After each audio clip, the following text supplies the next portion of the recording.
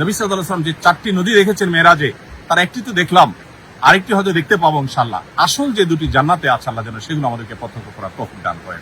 উগান্ডার বুক চিরে, সুদানের বুক চিরে, ইথিওপিয়ার বুক চিরে এই মরুভূমির দেশ মিশর টিকে আছে মূলত এই নদের উপরে, এই নদের পানির উপরে। আল্লাহ রাব্বুল আলামিনের বহু কুদরতের সাক্ষী, বহু ইতিহাসের সাক্ষী, বহু সভ্যতার সাক্ষী এবং কোরআন এবং সুন্নাহর আলোকে বহু গুরুত্বপূর্ণ তথ্যের সাথে যার সংযোগ রয়েছে। পানিগুলো কিন্তু বেশ স্বচ্ছ এবং পরিষ্কার এবং অনেক মাছ কিন্তু আমরা দেখতে পেয়েছি এখানে পানকড়ি তারা এখানে অবস্থান নিয়েছে। এটা তাদের মিটিং পয়েন্ট বলতে পারে। আসসালামু আলাইকুম ওয়া রাহমাতুল্লাহি ওয়া বারাকাতুহু। আলহামদুলিল্লাহ ওয়াসসালাতু ওয়াসসালামু আলা রাসূলিল্লাহ ওয়া বাদ। সুপ্রিয় দর্শক শ্রোতা ভাই বোন, আমার পেছনে যে নদী আপনারা দেখতে পাচ্ছেন, এই নদীর নাম শুনেননি এমন কোনো মানুষ হয়তো পৃথিবীতে খুব কমই আছে। এটা হলো সেই ঐতিহাসিক নীল নদ, যে নীল নদের কথা কোরআনে ইঙ্গিত করা হয়েছে, যে নীল নদের আলোচনা রয়েছে নবী করিম সাল্লাল্লাহু আলাইহি ওয়াসাল্লামের হাদিসে। যেই নীল নদের উপর দাঁড়িয়ে আছে পৃথিবীর অনেকগুলো সভ্যতা, যে নীল নদের উপর ভিত্তি করে নির্মিত হয়েছে মানব ইতিহাসের বহু বড় বড় ঘটনা। আমরা জানি কোরআনে কারীমে আল্লাহ রাব্বুল আলামিন মূসা আলাইহিস সালামের মাকে নির্দেশ করেছেন আনিকলিফিহি ফিত তাবুতি ফাখদিফিহি ফিল ইয়াম, অর্থাৎ শিশু মূসাকে অত্যাচারী ফিরআউনের কবল থেকে রক্ষা করবার জন্য আল্লাহ তাআলা তার মাকে নির্দেশ করেছেন যে তুমি একটি কাঠের বাক্সে ভর্তি করে তাকে নদীতে ছেড়ে দাও। অনেক ইতিহাসবিদ এবং অনেক তাফসীরবিদদের মতে এটা সেই নদী যেটাকে আল ইয়াম বলে কোরআনে বোঝানো হয়েছে। এছাড়া বুখারী এবং মুসলিম একযোগে বর্ণনা করেছে যে প্রিয় নবী সাল্লাল্লাহু আলাইহি সাল্লাম মেরাজে আল্লাহ রাব্বুল আলামিনের অসংখ্য যে কুদরত তিনি প্রত্যক্ষ করেছেন, তার মধ্যে থেকে একটি কুদরত ছিল যে আল্লাহ রাব্বুল আলামিন তাকে 4টি নদী দেখিয়েছেন। যে 4টি নদী নবী করিম সাল্লাল্লাহু আলাইহি সাল্লাম প্রত্যক্ষ করেছেন মেরাজের রাতে, তার দুটি হলো বাতিনি বা অদৃশ্য, যে দুটি নদী প্রবাহিত জান্নাতে, আর দুটি নদী প্রকাশ্যে পৃথিবীতে প্রবাহিত।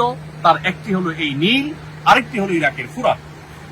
এবং এই দুটি নদী সম্পর্কে নবী সাল্লাল্লাহু আলাইহি সাল্লাম বলেছেন এই দুটি এবং জান্নাতে প্রবাহমান যে দুটি নদী, এই উভয় বরং 4টি নদীর মূল সূত্র হলো সিদরাতুল মুনতাহার গোড়া। কিভাবে সেখান থেকে এটি প্রসারিত হয়েছে, প্রবাহিত হয়েছে, সেটা একমাত্র আল্লাহ তাআলা ভালো জানেন। এর দুনিয়াতে বা বাহ্যিক যে এর সোর্স বা মূল সূত্র যেখান থেকে এটি শুরু বা প্রবাহিত হয়েছে, আমরা এখানকার স্থানীয়দের বক্তব্য অনুযায়ী সেরকম একটা জায়গায় অবস্থান করছি যেটা উগান্ডার কাম্পালার ঠিক কাছে অবস্থিত। এখান থেকে এই নীল নদ প্রবাহিত হয়ে এই পানিগুলো চলে গিয়েছে এখান থেকে 6650 কিলোমিটার দূর পর্যন্ত। সুবহানাল্লাহ, আল্লাহ তাআলা একটা সৃষ্টি কত বিশাল হতে পারে, কত বড় হতে পারে, তার জ্বলন্ত একটা সাক্ষী হলো এই নীল নদ। যে নীল নদের এক পাশ থেকে আরেক পাশ অনেক বেশি বড় নয়, কিন্তু এই পানিটাই প্রবাহিত হতে হতে উগান্ডার বুক চিরে, সুদানের বুক চিরে, ইথিওপিয়ার বুক চিরে সেই সুদূর মিশর পর্যন্ত চলে গেছে। এবং এই মরুভূমির দেশ মিশর টিকে আছে মূলত এই নদের উপরে, এই নদের পানির উপরে। আল্লাহ রাব্বুল আলামিনের বহু কুদরতের সাক্ষী, বহু ইতিহাসের সাক্ষী, বহু সভ্যতার সাক্ষী এবং কোরআন এবং সুন্নাহর আলোকে বহু গুরুত্বপূর্ণ তথ্যের সাথে যার সংযোগ রয়েছে, এটা সেই ঐতিহাসিক নীল নদ। আল্লাহ রাব্বুল আলামিন তার এই সমস্ত সৃষ্টি থেকে আমাদেরকে শিক্ষা গ্রহণ করবার তৌফিক দান করেন। একটি তথ্য আমরা জানিয়ে রাখি যে নীল নদকে আমরা যদিও অনেকে জানি, নীল নদকে আমরা অনেকে মনে করি এর পানি নীল, এজন্য হয়তো নীল নদ বলা হয়। মূলত নীল এটি সেই গ্রিক শব্দ থেকে এসেছে। অনলাইনে সার্চ করলে আমরা অনেকেই দেখতে পাবো।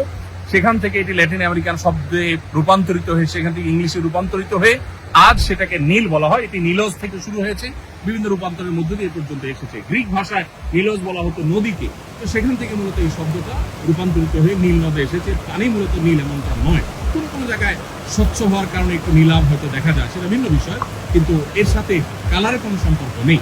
তো আল্লাহ তাআলার অসংখ্য অজস্র কুদরত আল্লাহ তাআলা আমাদেরকে দেখার মতো এই পৃথিবীতে রেখেছেন। তার মধ্যে থেকে একটা এই কুদরত। আমরা যদিও উগান্ডা এসেছি একটি দিনী প্রোগ্রামকে কেন্দ্র করে, আমাদের প্রবাসী বাংলাদেশি ভাইদের উদ্যোগে আয়োজিত একটি দিনী প্রোগ্রাম ছিল, সেখানে আমরা শরীক হয়েছি।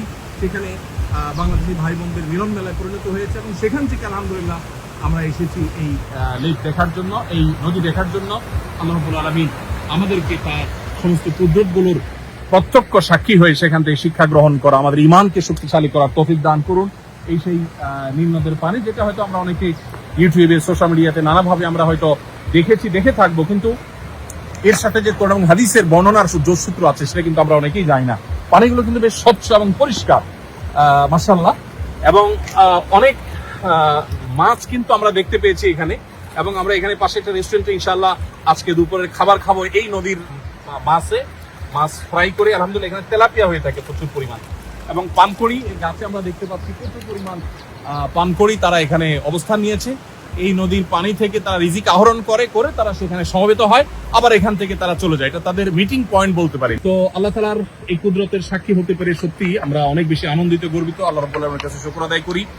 এবং আমাদের সাথে আলহামদুলিল্লাহ টিম মেম্বারদের মধ্যে শেখ আব্দুল্লাহ সাইফুল্লাহ ভাই সহ অন্যান্য ভাই ব্রাদার যারা আছেন, সবাইকে ধন্যবাদ। সবাই মিলে আমরা আল্লাহ তাআলার একটা কুদরতকে প্রত্যক্ষ করলাম, আল্লাহ কুদরতের সাক্ষী হলাম।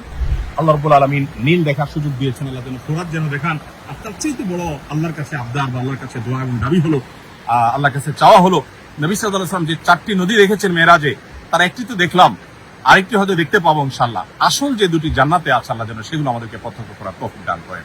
জাযাকুমুল্লাহ খাইর। আসুন্নাহ ফাউন্ডেশন, উম্মার স্বার্থে সুন্নাহর সাথে।